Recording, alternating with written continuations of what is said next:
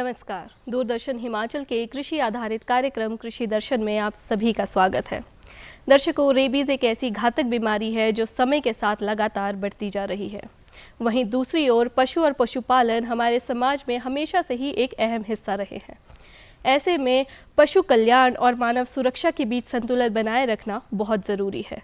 इसी बात को ध्यान में रखते हुए आज हम बात करने वाले हैं पशु कल्याण आधारित पशुपालन एवं रेबीज़ नियंत्रण। इस विषय पर जानकारी आज हमें देंगे जशनजीत सिंह जी, जो कि एनिमल वेलफेयर के वॉलंटियर हैं। सर, आपका आज के कार्यक्रम में बहुत बहुत स्वागत है। सत श्री अकाल, धन्यवाद मुझे यहाँ बुलाने के लिए। जी, तो सर आज हम रेबीज़ नियंत्रण और पशु कल्याण आधारित पशुपालन के बारे में आपसे जानना चाहेंगे। तो मैं सबसे पहले आपसे जानना चाहूँगी कि पशु कल्याण आखिर है क्या और इसका क्या महत्व है? देखिए, जब हम पशु कल्याण की बात करते हैं तो एक बहुत ब्रॉड टर्म है पशु कल्याण। हम पशु कल्याण में ये ध्यान रखते हैं जो पशु हैं, हमारे साथ रहते हैं, हमारे आसपास रहते हैं, वो अपनी जिंदगी आराम से व्यतीत कर सके और उनको ज़्यादा व्यतीत करने में परेशानी ना आए। ठीक है। और पशु कल्याण में है क्या कि कई चीज़ों का मिश्रण है जो इसका मतलब होता है। इसमें क्या होता है कि आप उनको एक अच्छी जगह दे रहने के लिए, उनको परेशानी ना हो रहने के लिए, उनकी सेहत अच्छी रहे, उनको परेशानी ना आए, उनकी सेहत अच्छी रहे ताकि वो आराम से जी सके, और उनके मनुष्यों के साथ एक सकारात्मक जो अप्रोच है वो रहे ताकि पॉजिटिविटी रहे, उनके नेगेटिविटी ना रहे। और है क्या कि भारत में बहुत बहुत पुराने सालों से हमारा जैसे पशु है और प्रकृति है, उसके साथ हमारी एक पॉजिटिव कनेक्शन रहा है। जी बिल्कुल, स्टार्टिंग से ही। तो हम यही चाहते हैं कि पशु भी हम सकारात्मक रहें और जो प्रकृति है वो भी एक सकारात्मक अप्रोच रहे। उससे क्या होता है, उससे हमें ही फायदा होता है। इसे वन हेल्थ अप्रोच कहते हैं हम, कि मनुष्य, पशु, जीव जंतु और प्रकृति एक बड़े नाजुक संतुलन में रहते हैं। अगर वो तीनों एक नाजुक संतुलन में रहे तो पशु का कल्याण भी होता है, मनुष्य का कल्याण भी होता है और प्रकृति का भी कल्याण होता है। जी बिल्कुल। तो जैसे आपने बताया कि जो पशु कल्याण है उसमें है कि पशुओं को एक हेल्दी एनवायरनमेंट देना, ताकि वो भी स्वस्थ रहें, और क्योंकि ये हमारे पर्यावरण और हमारे स्वास्थ्य से भी जुड़ा है, तो एक बैलेंस क्रिएट करना सब में। तो सर, अगर हम ग्रामीण परिदृश्य की बात करते हैं तो वहाँ उसमें पशु और पशुधन की क्या भूमिका रहती है? देखिए, जब हम ग्रामीण एरिया की बात करते हैं, वहाँ पे पशुधन एक बहुत इंपॉर्टेंट रोल, बड़ा ज़रूरी का रोल प्ले करता है। अगर आप भारत की जीडीपी में उनका कंट्रीब्यूशन देखेंगे तो जो पशुधन का कंट्रीब्यूशन है 5.5% है भारत की जीडीपी का, जो बहुत बड़ा नंबर है। अगर हम कृषि क्षेत्र में देखेंगे तो 30% से ज़्यादा का उनका कंट्रीब्यूशन है। पशुधन में आपके गाय आते हैं, बैल आते हैं, गौ माता की तो वैसे ही बहुत बड़ी है, उनकी आपकी प्राकृतिक है, उनकी हम आध्यात्मिक है, हमें दूध देते हैं, मक्खन देते हैं, घी देती है, उनको घर के सदस्य की तरह पाला जाता है गाय को, तो उनकी तो वैसे ही बहुत आध्यात्मिक भी है। बैल है, मेहनत करता है, हमारे खेत जोता है, तो उससे क्या होता है, वो धन बन जाते हैं, वो मतलब उनको हमारे घर के सदस्य बन गए हैं। तो जब उनको कुछ होता है तो हमें भी दुख होता है। इसलिए पशुधन एक बड़ा जरूरी चीज है जब हम ग्रामीण क्षेत्रों की बात करते हैं, क्योंकि पशुधन ये, क्योंकि हमारा जो पॉपुलेशन है 70% ग्रामीण इलाकों में रहता है भारत का, तो पशुधन एक ज़रूरी है क्योंकि वो लोग हमें खाना देते हैं और हमें और भी चीज़ें देते हैं, और हमें वो कभी परेशान नहीं करते। क्यों? अगर हम उनको प्यार देते हैं वो हमें भी प्यार देते हैं। जी, पालकों के लिए भी एक आजीविका का एक साधन है, क्योंकि वो जो पशु से उनको धन मिलता है उसी को वो आगे बढ़ा के अपनी आजीविका कमाते हैं। तो सर, आज के समय में अगर हम मुश्किलों की बात करें तो जो पशु है उनको आमतौर पर किन किन समस्याओं का सामना करना पड़ता है? देखिए, अगर हम आज की बात करें तो भारत में सबसे बड़ी समस्या है आवारा पशुओं की। अगर हम बात करते हैं जो आवारा पशु है, तो अगर हम पशुपालन विभाग, जो भारतीय सरकार का पशुपालन विभाग है, उनकी तरफ से जो आई है एस्टिमेशन, तो 6.2 करोड़ आवारा कुत्ते हैं और 5 करोड़ से ऊपर मवेशी हैं जो भारत की सड़कों पे आवारा की तरह घूमते हैं। आवारा का ये परेशानी होती है कि वो रास्ते में आते हैं, जैसे गाय होगी, कुत्ते होंगे, बिल्लियां होगी, बंदर होगी, तो हो क्या रहा है कि जैसे धीरे धीरे हमारे शहर, हमारे रेजिडेंशियल इलाके बढ़ते जा रहे हैं, फैलते जा रहे हैं, उनकी भी पॉपुलेशन में इंक्रीज हो रहा है। क्यों? क्योंकि हम उनके रहने के इलाकों पे कब्जा करते जा रहे हैं। तो अगर आप देखें कि हमारे पास जैसे गाय है, गाय क्या करती है? प्रॉपर्टी को डैमेज करती है, ट्रैफिक में ऑब्स्ट्रक्शन करती है, सड़कों पे एक्सीडेंट्स करवाते हैं। फिर अगर हम कुत्तों की बात करें, कुत्तों का क्या है? कुत्ते मनुष्य को और दूसरे जीव जंतुओं को काटते हैं, और भारत में कुत्ते रेबीज के सबसे बड़े कैरियर्स हैं। जी बिल्कुल। और उससे क्या है कि जो लास्ट ईयर हमारे पास भारत की सरकार द्वारा हमारे पास जो स्टैटिस्टिक आया था, 37 लाख से ज्यादा डॉग बाइट्स हुई थी, और 54 मौतें हुई थी रेबीज, ह्यूमन डेथ्स हुई थी रेबीज की वजह से। अच्छा। मगर अगर हम विश्व स्वास्थ्य संस्थान, वर्ल्ड हेल्थ ऑर्गेनाइजेशन की तरफ देखें, तो उनका जो मॉडल कहता है हर साल भारत में 18 से 20 हजार लोग रेबीज की वजह से मरते हैं, और उनमें से जो 90% से ज्यादा जो केसेस आते हैं ह्यूमन रेबीज के, वो डॉग बाइट्स, जो आपकी डॉग बाइट होती है, उसकी वजह से आते हैं। जी। तो सर, जैसे आपने आवारा पशुओं की एक समस्या हमें बताई है, तो आवारा पशुओं की जो समस्या है वो हमारे लिए, लोगों के लिए, ग्रामीण लोगों के लिए और जो अर्बन एरियाज़ में रहते हैं लोग, उनके लिए बड़ी चुनौती कैसे है? देखिए, जो आवारा पशु होते हैं, मैंने आपको बताया कि जैसे सड़क पे करते हैं। अगर हम ग्रामीण इलाकों में जाएं, ग्रामीण इलाके ऐसे हैं जहाँ पे, अर्बन इलाकों में ये है कि जैसे शहरों में सब चीज़ें उपलब्ध हैं, ग्रामीण इलाकों क्या है, ग्रामीण इलाकों में हर चीज़ जल्दी उपलब्ध नहीं होती। चाहे आप पशुओं के बात करें, वेटनेरियन सर्विसेज बात करें, जागरूकता की बात करें, क्योंकि आजकल इंटरनेट का टाइम है। तो हमें क्या परेशानी है कि यहाँ पर तो आप, जैसे हम अवेयरनेस प्रोग्राम चलाते हैं, बातचीत करते हैं, अलग अलग किस्म के प्रोग्राम्स करते हैं। ग्रामीण इलाकों में क्या है, ग्रामीण इलाकों में अब रीच ज़्यादा नहीं है। अगर हम हिमाचल की ही बात ले लें, क्योंकि यहाँ पे आप पहाड़ में रहते हैं, ऊंचाई पे, कोई नीचाई पे, तो दूरी बहुत है, बहुत अग्रिम इलाका, अंदर जाना पड़ता है, बहुत इंटीरियर में। तो परेशानी आती है कि लोगों में अवेयरनेस नहीं है इसके रिगार्डिंग। लोग क्या करते हैं, गाय से दूध लेंगे, जब गाय दूध नहीं देती उसको बाहर सड़कों पे छोड़ देंगे। उससे क्या हो रहा है, उससे आवारा पशु बढ़ रहे हैं। फिर गाय मरे, उसको एक्सीडेंट हो जाए, उसको बीमारी हो जाए, उनको कुछ लेना देना नहीं है। मगर उससे क्या होता है, जो हम जैसे लोग हैं जिन्हें चिंता होती है, हमें दुख लगता है, क्योंकि पशु भी एक जीव है, हमारी तरह लिविंग क्रिएचर है। तो उसको भी अगर कुछ हो, उसके हमारे हल्का सा कट लग जाए, हमें कितना दुख दर्द होता है। अगर पशु को बीमारी हो जाए, पशु का एक्सीडेंट हो जाए, तो आप सोचिए उसको कितना दर्द होगा। तो इस करके जागरूकता बहुत जरूरी है, रूरल एरियाज में भी, अर्बन एरियाज में भी। उसके बाद ये जो आवारा पशु घूमते हैं, अगर हम कुत्तों की बात करें, तो रेबीज का फैलना 2016 में शिमला नगर पालिका के एरिया में केस हुआ था। 21 गायों को रेबी डॉग्स ने काटा था। अच्छा। 21 में से 7 गायों की मौत हो गई थी रेबीज की वजह से। इवन दो उनको वैक्सीनेट किया गया था, मगर फिर भी हो गई थी, क्योंकि वैक्सीनेशन थोड़ी लेट हो गई थी। अच्छा। मगर 21 में से 7 की डेथ हो गई थी, बाकी बच गए थे। तो इससे पता लगता है कि उससे जिसकी गाय थी उनका पशुधन ही था। जी बिल्कुल। तो वो जो आवारा कुत्ते थे, उन्होंने गायों को काटा, 7 गायों की तो मौत हो गई, तो उनके 7 गायों का जो पशुधन है उनका तो नुकसान हो गया। जी बिल्कुल। पशुपालकों के लिए ये एक बहुत बड़ा लॉस है अगर देखा जाए। बिल्कुल। जी। तो सर, अगर जैसे हम आपने रेबीज़ की बात की साथ में, तो जब हम पशु कल्याण के साथ रेबीज़ नियंत्रण की बात करते हैं, तो ये कैसे एक दूसरे से जुड़ा हुआ है? देखिए, जब हम पशु कल्याण और रेबीज की बात करते हैं, इसमें 2 चीजें आती हैं। एक तो आता है एनिमल बर्थ कंट्रोल और एंटी रेबीज प्रोग्राम। अच्छा। ये ऐसे 2 प्रोग्राम हैं जो करंटली अभी चल रहे हैं, जो भारत की गवर्नमेंट ऑफ इंडिया चला रही है और प्रदेश में भी चला हुआ है।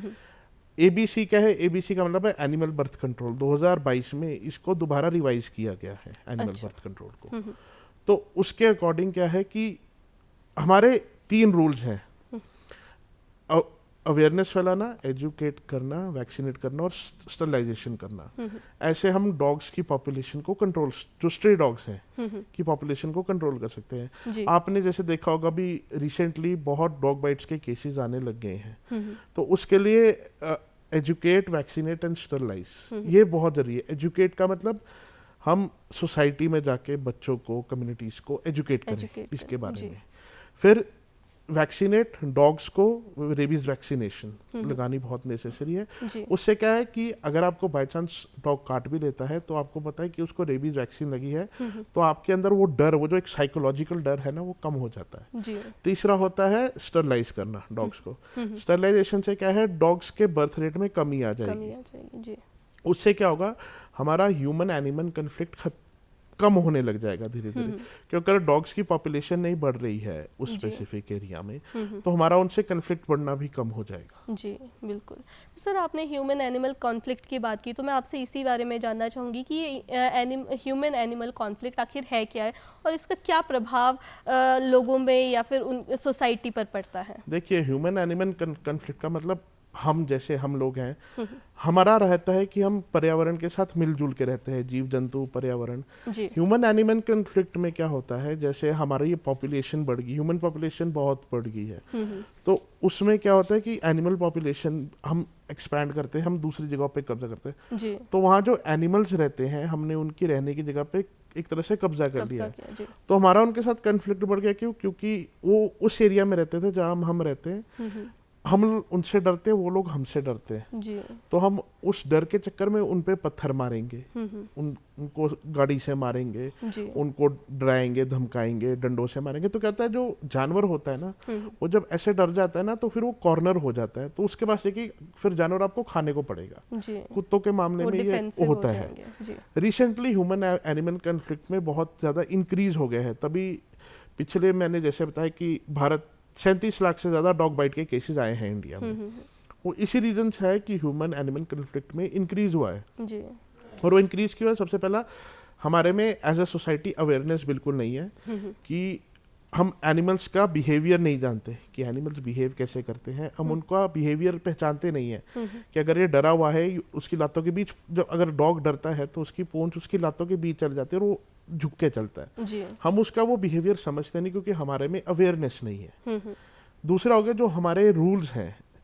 1960 में एक prevention of cruelty to animals act अधिनियम आया था 1960 में। जी वो स्ट्रिक्ट है, मगर उसमें जो सजा दी जाती है, सजा का प्रावधान बहुत कम है। अच्छा। 2 से 3 साल का, 500,000 रुपये, उससे लोगों को फर्क नहीं पड़ता। जी उसको स्ट्रिक्ट बनाना पड़ेगा रूल्स को। जी दूसरा है, हम एज अ सोसाइटी समझते नहीं है अपने आसपास सराउंडिंग्स को। हम रिजिड हैं, हमें चेंज लाना अच्छा नहीं लगता। जी तो उससे क्या है कि हम अपने जीव जंतु जो रहते हैं, एनवायरनमेंट है, पर्यावरण है, प्रकृति, हम उसमें चेंजेस नहीं समझते जी कि उससे क्या प्रॉब्लम आएगी। हम कहीं भी कूड़ा फेंक देते हैं, फिर वहाँ क्या होता है, वहाँ गाय इकट्ठी हो जाती है, बिल्लियाँ इकट्ठी हो जाती है, बंदर हो जाते हैं, कुत्ते इकट्ठे हो जाते हैं। जी फिर क्या होता है, वहाँ और जैसे और लोग जाएंगे जिसको आदत नहीं है, वो डर गए। कुत्ता क्या करता है, अगर आप कुत्ते के सामने डर जाओगे, कुत्ते आपको खाने पीछे को आ खाने को पड़ जी। जाएंगे। ये एक बेसिक सा बड़ा ना बिहेवियरल है। तो इसके लिए हमें चेंज अपने में ही changes, it will start from us as an individual. हमें चेंजेस लाने पड़ेंगे, फिर हमें सोसाइटी में चेंजेस लाने पड़ेंगे कि हाउ वी कैन सी कि ये जो कन्फ्लिक्ट चल रहा है, कन्फ्लिक्ट हो क्यों रहा है। कि जब तक हम समझेंगे, उनका बिहेवियर नहीं समझेंगे। जी उसके बाद है कि आप देखिए कि हम कुछ लोग हैं जो करते हैं, there are small group of people जो एनिमल वेलफेयर ऑर्गेनाइजेशन चलाते हैं या जी। इंडिविजुअली भी करते हैं। बाकी लोग समझते नहीं है। ठीक है। फिर यह है कि स्पेसिफिक फीडिंग पॉइंट है, शेल्टर्स की बात है। जी गाय वगैरह के लिए शेल्टर्स चलता है क्योंकि गाय थोड़ी डोसाइल होती है, जी उनको हम शेल्टर्स दे सकते हैं। मगर कुत्तों के मामले में प्रॉब्लम क्या है कि उनके मामले में शेल्टर्स में नहीं रख सकते डॉग्स को, क्योंकि डॉग्स बहुत टेरिटोरियल होते हैं। जी अगर अग्रेसिव डॉग्स हैं, उनका हम समझ सकते हैं कि आप शेल्टर्स में रखो क्योंकि वो सबको काटेंगे, but not every dog can be put into a shelter. इसीलिए हम कहते हैं educate, vaccinate and sterilise dogs के मामले में। और रही बात शेल्टर्स की भी, अगर हम गाय वगैरह के मामले में शेल्टर्स की बात करें, जी तो शेल्टर्स भी हमारे यहाँ ओवरफ्लो कर रहे हैं। वो इतने भरे हुए हैं कि वहाँ उनके पास और जगह नहीं है रखने की। हमें और शेल्टर्स बनाने की भी ज़रूरत हो गई है। जी और हमारे यहाँ वेटनरी जो डॉक्टर्स हैं, उनकी भी बहुत कमी है। हर 7,000 जानवर पे एक वेटनरी डॉक्टर है भारत में। अच्छा। तो हमें उस नंबर को भी बढ़ाने की जरूरत है ताकि यहाँ पे ह्यूमन एनिमल कन्फ्लिक्ट में कमी आए। अगर जानवरों को अच्छा हेल्थ केयर मिलेगा, उनकी अच्छी देखभाल होगी, तो उनको लगता है, उनको ये आता है, उनका बिहेवियर थोड़ा अच्छा हो जाता है, डोसाइल हो जाता है। जी, तो और साथ में हमें ये भी समझने की सर ज़रूरत होगी कि संवेदनशील होना ज़रूरी है इसके लिए, क्योंकि हमें ये एक्सेप्ट करना होगा कि वो भी एक जीव है और हमें इस जो पर्यावरण में है वो साथ में ही रहना है, और ये एक इकोसिस्टम का पार्ट है जिसमें हम साथ में रहेंगे तभी ये इकोसिस्टम ठीक से काम करेगा। जी, तो सर अगर हम जैसे पशु कल्याण की या पशुपालन की बात करते हैं और रेबीज़ नियंत्रण की बात करते हैं, उसमें चुनौतियां क्या क्या सबसे ज़्यादा आती, क्योंकि जैसे अभी हम हाल ही में देख रहे हैं, अभी भी बढ़ते जा रहे हैं और हाल ही के कुछ सालों में काफ़ी केसेस जो रेबीज़ के हैं वो बढ़ने लगे हैं, जिसमें मुख्यतः कुत्तों से ये फैलता है। तो क्या ऐसी चुनौतियाँ आ रही है? सबसे पहले तो मैंने आपको बताया अवेयरनेस नहीं है, लोग सुनने को तैयार नहीं होते। अगर हम जाके समझाते भी है ना, तो कई लोग होते हैं वो सुनने को तैयार नहीं हो, कहते हैं कि कुत्तों को आप मार दो, जो उनका होता है। मैं आपको बता रहा हूँ क्योंकि मैं खुद रेबीज के रिगार्डिंग अवेयरनेस कम्युनिटीज में कहता हूँ, कई जगह लोग बोलते हैं आप इनको मार क्यों नहीं देते, क्योंकि वो तो जीव जंतु है ना, हम तो उनके साथ कोई एग्जिस्ट करते हैं। तो ऐसे मारने का अगर आपके पास गाय है, मैं बोलूँ गाय अगर अच्छा वो नहीं है, थोड़ी है, मैं अगर वो गाय को मार दो तो कुछ तो बने सेंस नहीं बनता। तो यही है कि अवेयरनेस नहीं है लोगों में, एजुकेशन बहुत ज़रूरी है। सेकंड चीज़ है, हम as a community, as a society हमें कंट्रीब्यूट करना पड़ेगा, क्योंकि हमें पता है कि इंडिया में, भारत में कितनी बड़ी प्रॉब्लम है स्ट्रे जानवरों की। तो उनके लिए फिर जैसे खाने पीने के, जहाँ वहाँ पे खाने पीने के एरियाज बना सकते हैं, उनकी वैक्सीनेशन, उनके लिए हेल्थ केयर कर सकते हैं, उनके लिए शेल्टर्स बना सकते हैं, जब बूढ़े हो जाते हैं जानवर तो उनके लिए शेल्टर्स बनाना। तो हम ये सब कर सकते हैं, मगर इसके लिए एज एन इंडिविजुअल नहीं, आपको पहल लेनी पड़ेगी कि ताकि जो सोसाइटी है वो भी इकट्ठी हो, हम एजुकेट कर सके, अवेयर कर सके, उनकी प्रॉपर वैक्सीनेशंस कर सके, उनके हेल्थ केयर का ध्यान रख सके, उनको प्रॉपर शेल्टर्स दे सके जहाँ पे वो अपनी जैसे जो बूढ़े हो रहे हैं तो उनके पास रहने के लिए एक अच्छी जगह हो जहाँ पे वो आराम से रह सके और अपनी ज़िंदगी व्यतीत कर सके। जी, तो समुदाय, और जैसे आपने बात की कि समुदायों को साथ में आना होगा, तो इंडिविजुअल लेवल पे और समुदाय कैसे पशु कल्याण के लिए और जो रेबीज़ नियंत्रण है उसमें अपना योगदान दे सकते हैं, क्योंकि जैसे कि आपने बताया कि सिर्फ एक अथॉरिटी का ये काम नहीं है, क्योंकि जब हम सब मिलकर आएंगे तभी इस पे चेंज लाया जा सकता है। बिल्कुल बिल्कुल, जैसे हमें सबसे पहले एजुकेशन ज़रूरी है। हमें बताना है कि जैसे रेबीज़ है, मैं रेबीज़ का एग्जाम्पल देता हूँ, हमें जाके पहले लोगों, क्योंकि लोगों में ना रेबीज़ का एक तरफ प्रति एक डर है कि कुत्ते ने काट लिया अब तो हम मर जाएंगे, हमारा बचेगा नहीं। तो सबसे पहले क्या, हमें एजुकेट करना जरूरी है लोगों को कि अगर आपको कुत्ते ने काटा है तो आप आगे उसके आगे क्या करोगे। जैसे हमारा एक प्रोटोकॉल होता है, आपका डॉग ने बाइट किया और आपको पता नहीं कि वो वैक्सीनेटेड है कि नहीं। सबसे पहला काम है अपने जो जहाँ पे वो काटा है डॉग ने, उस जगह को चलते हुए पानी और साबुन से 10 से 15 मिनट अच्छी तरह धोना है। वहाँ क्या होता है, वहीं पे मैक्सिमम वायरस वहीं खत्म हो जाता है। उसके बाद उस जगह पे आयोडीन या बीटाडीन ऑइंटमेंट लगाइए, वो एंटीसेप्टिक का काम करता है। अगर कुछ और बैक्टीरिया वगैरह हो वहाँ मर जाएगा। तीसरा है, अपनी नियरेस्ट हेल्थ सेंटर पे जल्द से जल्द जाइए, within 24 hours as soon as possible. तो आपको जिस हिसाब से जिस कैटेगरी की बाइट होगी, कैटेगरी 1 है, कैटेगरी 2 है, कैटेगरी 3 है, उस हिसाब से आपका वहाँ इलाज होगा। डॉक्टर जो आपको देखेगा उस हिसाब से आपको वैक्सीनेट करेगा। गायों के मामले में क्या है कि जैसे गाय है, ठीक है, लोग क्या करते हैं, गायों से दूध तो निकाल लेते हैं, बोलते हैं कि हमारा पशुधन है। बाद में जब गाय बूढ़ी हो जाती है, दूध नहीं दे सकती, तो उसको आवारा छोड़ देते हैं। आपने कई केसेस देखे होंगे, आप जब ड्राइव कर रहे हो, जा रहे हो, तो बीच सड़क पे गाय बैठी होती है, वो हिलती ही नहीं, क्यों, वो बूढ़ी हो चुकी है, उसमें इतनी जान नहीं होती।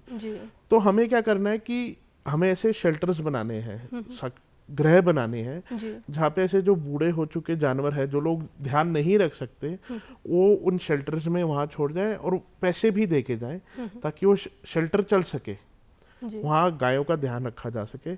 उसमें क्या है, हम यहाँ समाज सेवा का भी आता है कि ठीक है आप नहीं दे सकते कोई बात नहीं, पर कम से कम अपनी गाय छोड़ जाइए ताकि वहाँ उस ग्रह में उस गाय का ध्यान रख सके।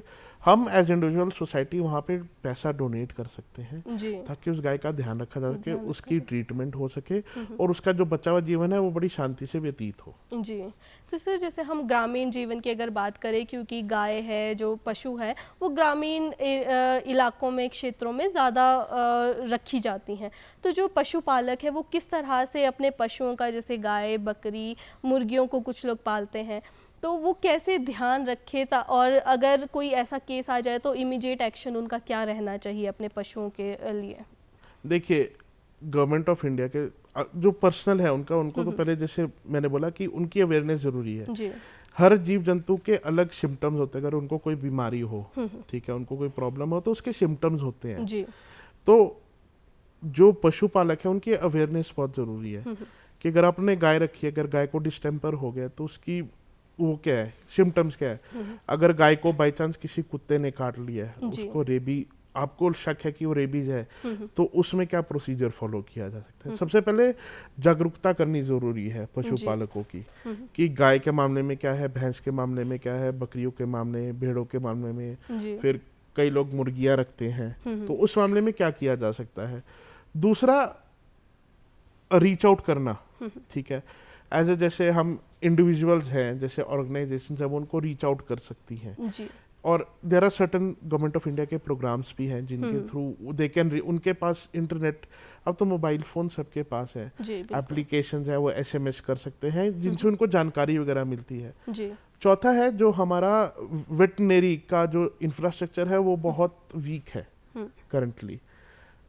अर्बन शहरों में हमारा इंफ्रास्ट्रक्चर ठीक है, मगर ग्रामीण इलाकों में हमारा इंफ्रास्ट्रक्चर बिल्कुल ठीक नहीं है। क्योंकि कई बार जो पशुपालक होते हैं उनको कई कई दिन इंतजार करना पड़ता है कि उनकी कोई गाय बैल जो बीमार है उनको कोई आके देखेगा। तो हमें ये बहुत जरूरी है कि जो ग्रामीण इलाके हैं वहाँ पे वेटनरी स्ट्रक्चर, प्रॉपर हॉस्पिटल्स, चाहे हॉस्पिटल ना हो, एक प्राइमरी हेल्थ सेंटर जानवरों के लिए हो, ताकि वहाँ जाके वो चेकअप करा सके, प्रॉपर उनको ट्रेनिंग दी जा सके कि अगर उनके पास नहीं है तो वहाँ पे दवाइयाँ अवेलेबल हों जिनसे वो देख सके। जैसे होता है कि कई स्पेसिफिक जैसे मेडिसिन होती है वो डॉक्टर की प्रिस्क्रिप्शन के बिना नहीं मिलती। तो मैं चाहता हूँ कि जो पशुपालक है उनको ट्रेनिंग दी जाए कि अगर स्पेसिफिक है तो उनको कैसे दवाइयाँ खिला सके वो लोग। तो उसके लिए वेटनरी डॉक्टर्स वगैरह उनको ट्रेनिंग दे कि आप कैसे कर सकते हैं, ध्यान कैसे रखें। तो ये एक थोड़ा लंबा प्रोसीजर है, पर यह कि धीरे धीरे जब तक हमें अवेयरनेस से स्टार्ट करना पड़ेगा कि आप पशुपालकों को अवेयर करें कि अगर ये आपका ही जानवर है, अगर ये देख रहा है तो कौन से सिम्टम्स हो सकते हैं, फिर और उनको वेटनरी डॉक्टर्स को एक्सेस इजी कर दे। गवर्नमेंट कोशिश करे कि ग्रामीण इलाकों में और प्राइमरी हेल्थ सेंटर्स जानवरों के लिए एक्सेसिबल हो उनके लिए, कि अगर कोई कुत्ता या फिर कोई उनको पशु को काट भी ले तो बहुत जल्दी से जल्दी वो पहुंच जाए ताकि उसके सिम्टम्स ज्यादा वर्स ना रहे। बिल्कुल बिल्कुल जी। तो सर, जैसे आपने बताया था कि डॉग्स से सबसे ज़्यादा रेबीज़ फैलने के चांसेस रहते हैं, तो ऐसे जो पालतू है, क्योंकि हम देख रहे हैं कि अभी कुछ ही सालों में या फिर काफ़ी समय से जो पालतू डॉग्स हैं, स्पेशली जो फॉरेन की ब्रीड्स हैं, उनको पालना बहुत ज़्यादा हो चुका है इंडिया में भी। तो किस तरह से जो ये डॉग ओनर्स हैं वो अपने डॉग्स का ख्याल रखें और कैसे ये इंश्योर करें कि उनके डॉग्स कभी भी रेबीज़ के कांटेक्ट में ना आए, और क्योंकि उनके घर में भी बच्चे भी होते हैं तो उनसे भी वो भी सुरक्षित रह सके। देखिए, जब हम रेबीज की बात करते हैं, इंडिया में जो रेबीज के केसेस है वो मैक्सिमम डोमेस्टिकेटेड डॉग के काटने से होती है। जी। जो लोग घर पे पशुपालन करते, जैसे पालतू कुत्ता रख लिया आपने, किसी ने लैब्राडोर रखा, तो लोग क्या करते हैं, लोग वैक्सीनेशंस नहीं करवाते। रेबीज का क्या है, रेबीज एक ऐसी बीमारी है जो लार से फैलती है। जी। कुत्ता हो गया, बिल्ली, बंदर, अपना जितने भी गर्म खून के जानवर हैं उनकी लार से होती है। रेबीज लिसा वायरस, जो वायरस है उसका नाम है लिसा वायरस। वो वायरस आपके खून में नहीं जाता है, आपके मसल होते हैं, मसल में नर्व एंडिंग्स होती है जो आपके मस्तिष्क से कनेक्टेड होती है, तो वो यूज करके आपके मस्तिष्क में जाता है। तो लोग क्या करते हैं, लोग एक बार वैक्सीनेट करवा देंगे फिर दोबारा वैक्सीनेट नहीं करवाते, जो बहुत ही ज्यादा हानिकारक होता है। क्यों? क्योंकि वो जो वैक्सीनेशन होती है ना, उससे क्या होता है, जो डॉग्स, डोमेस्टिकेटेड डॉग्स होते हैं, उनकी बॉडी एंटीबॉडीज बनती है जिससे वो इन्फेक्शन, रेबीज को फाइट करने में सक्षम होती है। लोगों की सबसे बड़ा ड्रॉबैक क्या है, लोग ना वैक्सीनेट नहीं करवाते अपने डॉग्स को। दूसरी चीज है बिहेवियरल ट्रेनिंग। अगर आप डोमेस्टिकेट कर रहे हो डॉग को, उसको बिहेवियरल ट्रेनिंग देनी पड़ती है कि कैसे लोगों के सामने, जैसे होता है ना कि भौंकना है, नहीं भौंकना है, हाउ टू बिहेव विद इंसानों के सामने। तो अगर आप फेसबुक जाएंगे तो वहाँ पे वीडियोस है, लोगों ने कुत्ते तो पाल लिए हैं मगर उनको बिहेवियरल ट्रेनिंग दी। फिर कहते हैं कुत्ते ऊपर चढ़ते हैं कि नाखून स्क्रैचेस, एक छोटा सा स्क्रैच भी आपको रेबीज दे सकता है। तो इसलिए बहुत ज़रूरी है डॉग्स को और बिहेवियरल ट्रेनिंग देना। तीसरी चीज़ है, लोगों में अवेयरनेस नहीं है रेबीज के बारे में। लोगों ने सुना तो हुआ है कि रेबीज नाम की बीमारी होती है, लोगों में अवेयरनेस बिल्कुल नहीं है कि अगर जो रेबीज की बीमारी है अगर हम काटेंगे तो कितना नुकसानदेह है। क्योंकि अगर रेबीज में अगर आपको एक बार लक्षण आने शुरू हो गया, आपका बचना मुश्किल है। क्योंकि rabies is 100% fatal disease but is 100% preventable.